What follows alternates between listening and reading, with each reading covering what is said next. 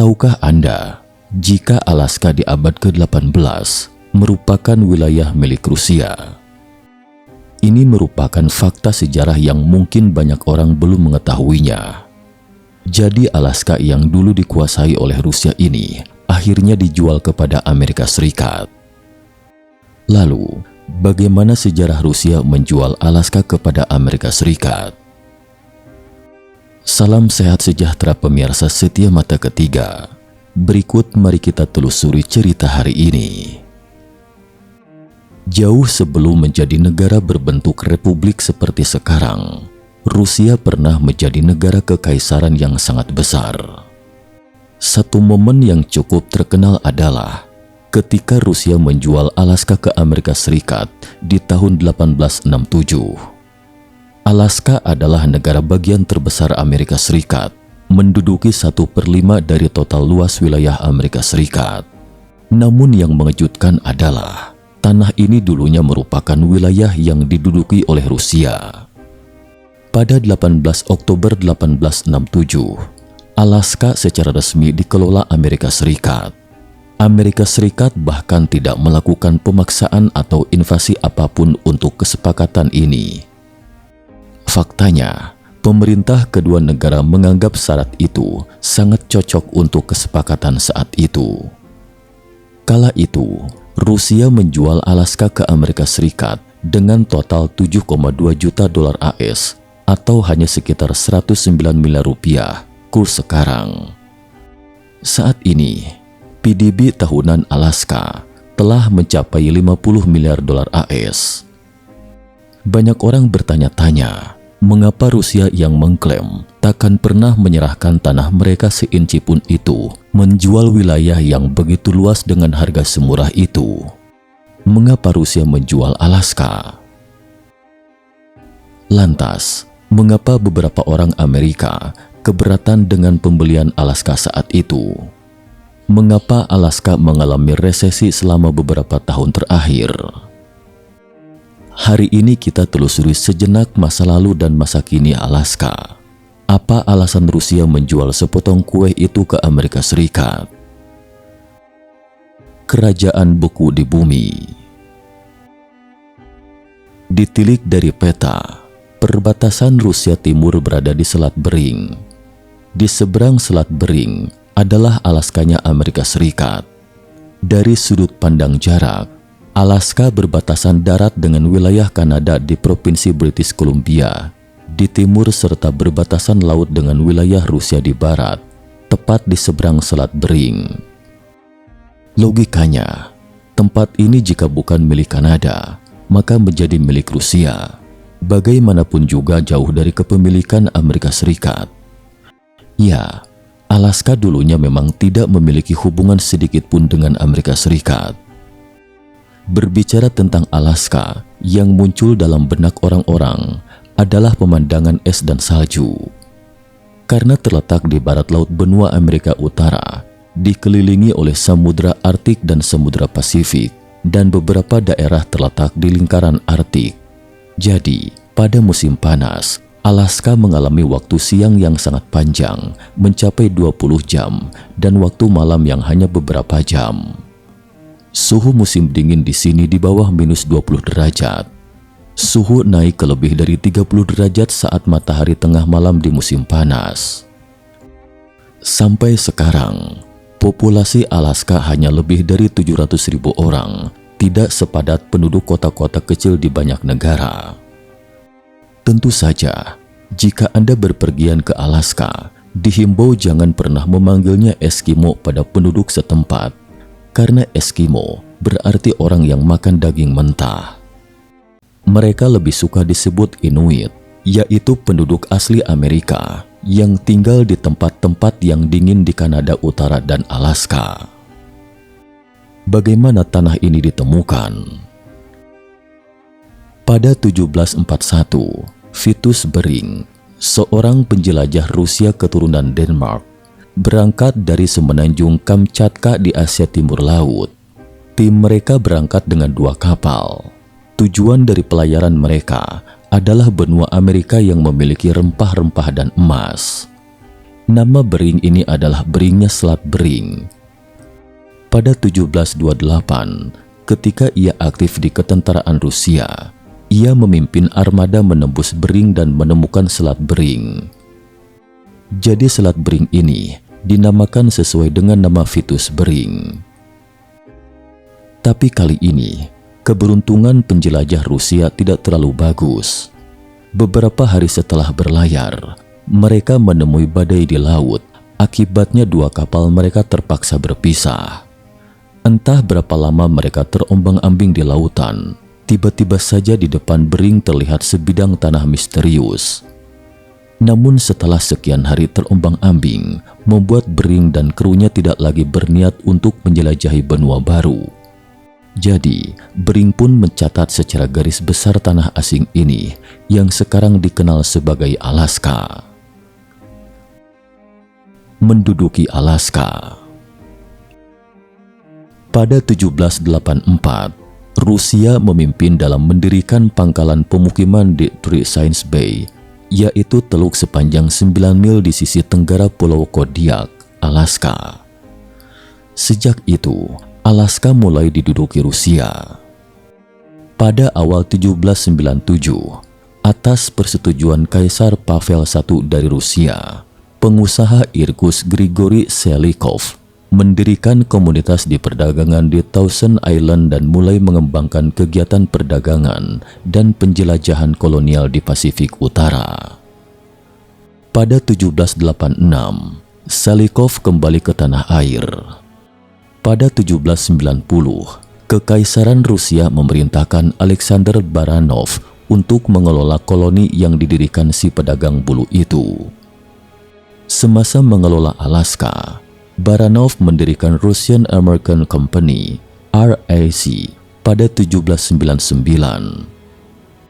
Berbentuk perkongsian, RAC bertanggung jawab mengelola arus perdagangan untuk kekaisaran di kawasan. Pada tahun 1839, Perang Inggris-Afghanistan pertama pecah. Inggris membawa 30.000 orang India untuk mencaplok Afghanistan. Pada 1853, Perang Crimea pecah. Perang ini adalah konfrontasi Kekaisaran Rusia melawan Inggris dan Prancis dan Kekaisaran Ottoman. Perang yang dikenal sebagai Perang Crimea, yang berlangsung dari 1853 hingga 1856, mengakibatkan kekalahan Rusia oleh aliansi Ottoman bersama Inggris dan Prancis. Kegagalan dalam ekspansi ke barat melalui pertempuran Crimea ternyata malah berdampak buruk bagi perekonomian. Pada perang itu, Rusia kehilangan lebih dari 12.000 tentara, dan karena pundi-pundinya yang menipis, Rusia memutuskan untuk menyerahkan wilayahnya. Kaisar Tsar Alexander II yang berkuasa saat itu mulai mempertimbangkan untuk menjual Alaska. Wilayah sepi ini akan sulit dilindungi jika terjadi potensi perang melawan saingan terbesar Rusia, Inggris Raya dan Irlandia. Apalagi Inggris saat itu telah bercokol di Kanada yang berbatasan dengan Alaska. Pada waktu itu, Kanada masih merupakan koloni Inggris dengan adanya pasukan Inggris dan Prancis di depan dan koloni Inggris di belakang, membuat Tsar Rusia terkepung di segala arah. Jika Alaska jatuh ke Inggris lagi, maka Rusia terperangkap dalam serangan bertubi-tubi. Rusia yang krisis saat itu menimbang untuk membuang Alaska. Menjual Alaska. Rusia tidak ingin menjualnya kepada Inggris. Setelah menimbang secara matang, mereka merasa lebih cocok menjualnya kepada Amerika Serikat. Pada waktu itu, Amerika Serikat baru saja mengakhiri perang kemerdekaan kedua dengan Inggris dan masih ada hubungan yang kompetitif. Musuh dari musuh adalah teman, dan Rusia jelas lebih memilih untuk bekerja sama dengan Amerika Serikat.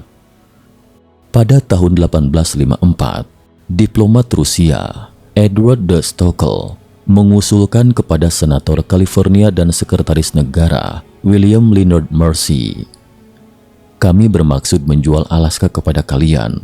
Mari kita bicarakan harganya." Edward de Stockel kemudian melaporkan ke Kaisar Rusia, Alexander II. Amerika Serikat dan Rusia langsung mencapai kesepakatan dengan gembira.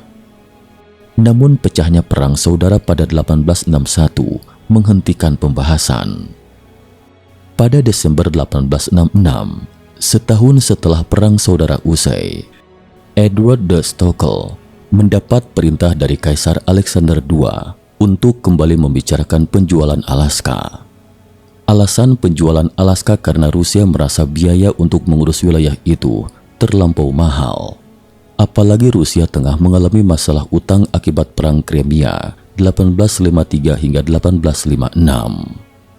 Hingga 30 Maret 1867, Menteri Luar Negeri AS, William Henry Seward, dan diplomat Rusia untuk Amerika Serikat, Edward de Stockel, menandatangani kontrak pengalihan Alaska di Washington. Ketentuan kontrak menetapkan bahwa Rusia mengalihkan Alaska dan Kepulauan Aleut ke Amerika Serikat. Amerika Serikat membayar lunas dalam waktu 10 bulan, dan pembelian Alaska akan berlaku efektif pada 18 Oktober tahun itu. Pada hari keefektifan, kedua negara mengadakan upacara pengalihan. Bendera Rusia diturunkan dan bendera AS dikibarkan. Sejak itu, Alaska menjadi milik Amerika Serikat.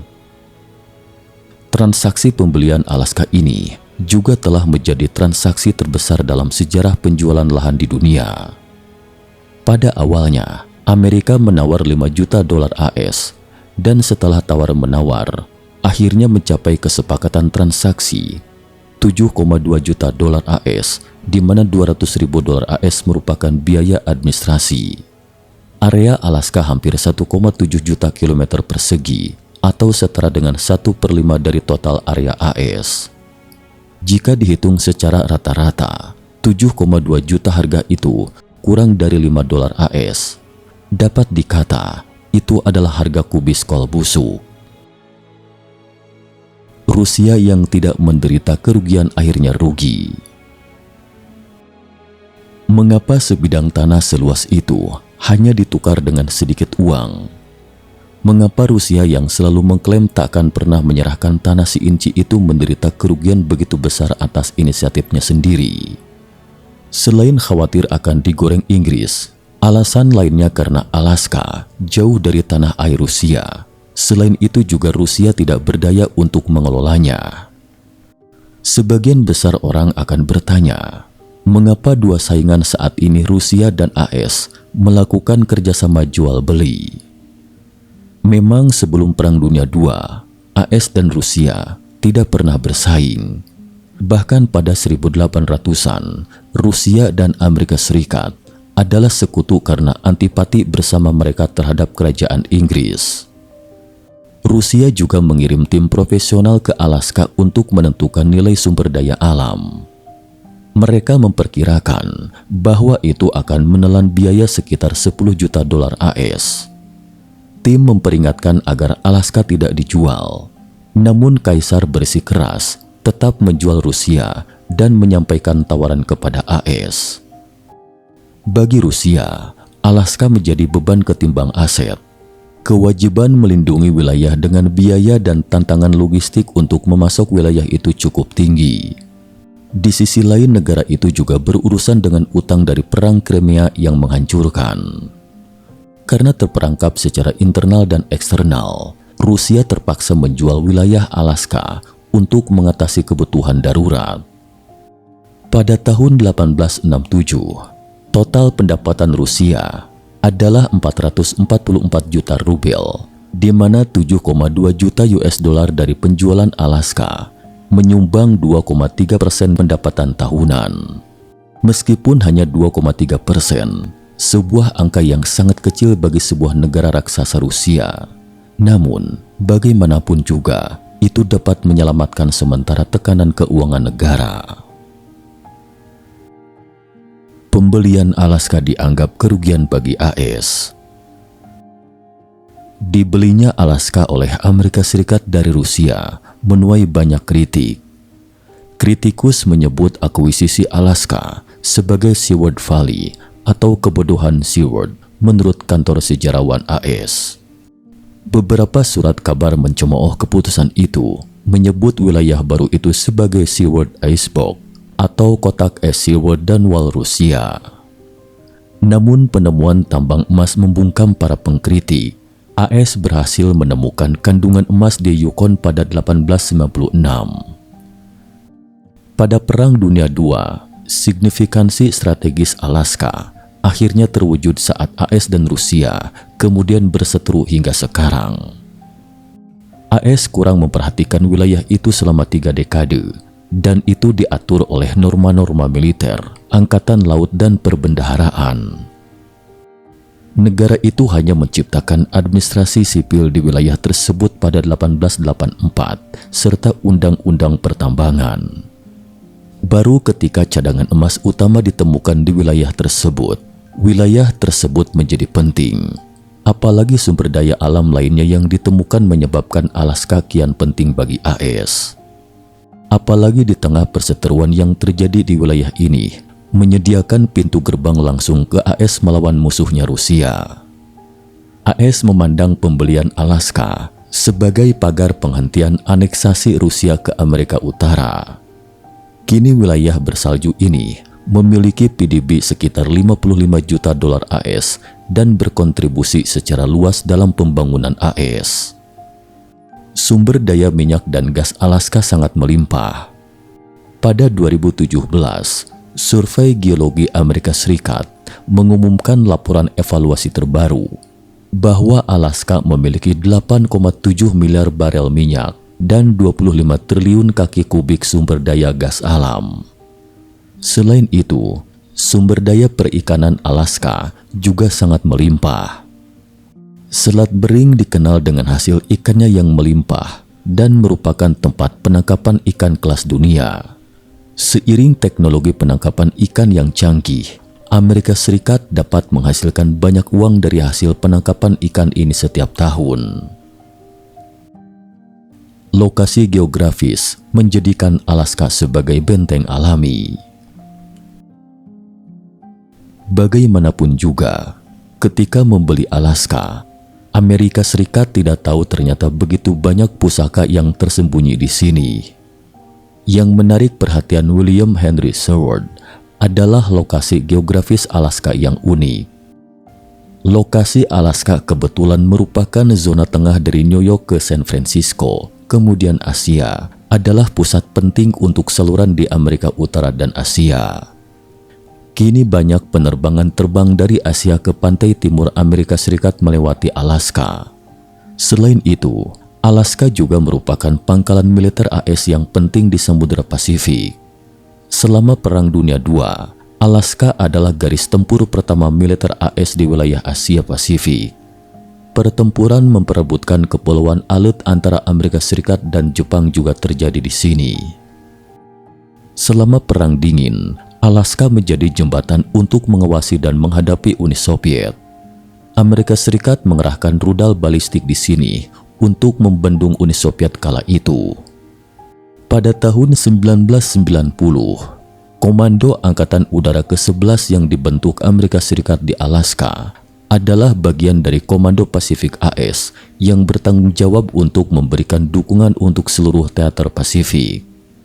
Dari perspektif jangka panjang, setelah memiliki Alaska, Amerika Serikat yang awalnya jauh dari Arktik seketika berada di tanah dalam lingkaran Arktik 8 negara dan menempati keuntungan bagi Amerika Serikat untuk mengembangkan sumber daya Arktik di masa depan. Pada Mei 2013, pemerintahan Obama mengumumkan strategi nasional di Kutub Utara dan Alaska menjadi titik pendukung dari strategi Kutub Utara AS. Terlepas dari politik, militer, ekonomi atau pembangunan masa depan, dana 7,2 juta dolar AS untuk pembelian Alaska ini benar-benar layak dan menguntungkan. Setelah bertahun-tahun menanggung beban hujatan, sejarah membuktikan betapa hebatnya visi ke depan Menteri Luar Negeri AS William Henry Seward ketika itu. Melihat faktanya demikian, entah apakah Rusia yang hanya tersekak satu selat dari Alaska ini akan menyesali keputusannya menjual Alaska ketika itu. Bayangkan, jika tanah yang luas ini masih berada di tangan Rusia, itu tidak hanya akan membawa manfaat ekonomi yang sangat besar bagi Rusia, tetapi juga menjadi basis strategis untuk membendung Amerika Serikat. Jika sejarah dapat terulang kembali, entah apa yang akan dipilih Rusia dalam menghadapi situasi saat itu. Lalu, bagaimana situasi ekonomi lebih dari 700.000 penduduk Amerika di lahan ini sekarang? Mengapa ekonomi Alaska merosot dalam tahun-tahun terakhir ini? Pada tahun 2020, produksi minyak Alaska adalah yang terendah dalam 40 tahun terakhir. Sebagian karena epidemi COVID-19 menyebabkan turunnya harga minyak. Dalam kondisi seperti ini, Alaska menderita kerugian jauh lebih besar dari negara produsen lainnya karena biaya penambangan sangat tinggi. Sebagian besar diekstrak dari negara bagian tersebut dan diangkut melalui saluran pipa sepanjang 1.300 km, kemudian dikirim ke negara-negara pantai barat lainnya. Untuk alasan ini, industri minyak Alaska sangat sensitif terhadap harga karena harus melebihi $60 AS per barel untuk menghasilkan keuntungan. Sejak turunnya harga minyak pada tahun 2014, hampir setiap tahun Alaska jatuh dalam kemerosotan. Demikian pula, tingkat pengangguran Alaska juga jauh lebih tinggi dari tingkat pengangguran rata-rata Amerika Serikat sejak 2014. Kelebihan utama dari Alaska adalah undang-undang yang dirumuskan pada tahun 1976 yang menuntut setidaknya 25% dari pendapatan produksi minyak dialihkan ke dana investasi permanen. Dana tersebut tumbuh perlahan dalam 2 tahun pertama, mencapai $137 juta AS pada tahun 1979. 40 tahun kemudian, saldo dana investasi mencapai lebih dari $70 miliar AS yang jauh lebih besar dari defisit fiskal Alaska sekitar $1 miliar AS. Oleh karena itu, pendapatan dana investasi digunakan untuk membayar tagihan negara bagian Alaska ini. Jelas, Alaska akan menghadapi transisi ekonomi yang lebih beragam, dari ekonomi berbasis minyak ke ekonomi yang lebih beragam dalam beberapa tahun ke depan. Berita baiknya adalah Alaska akan menginvestasikan surplus kemakmuran minyak ke dana permanen yang mengurangi tekanan keuangan publik. Celakanya, meskipun kondusif untuk lingkungan pajak komersial dan undang-undang yang kondusif untuk bisnis, namun Alaska akan terus menghadapi masalah isolasi regional dan biaya transportasi yang tinggi serta utilitas publik. Sekian dan terima kasih atas perhatiannya.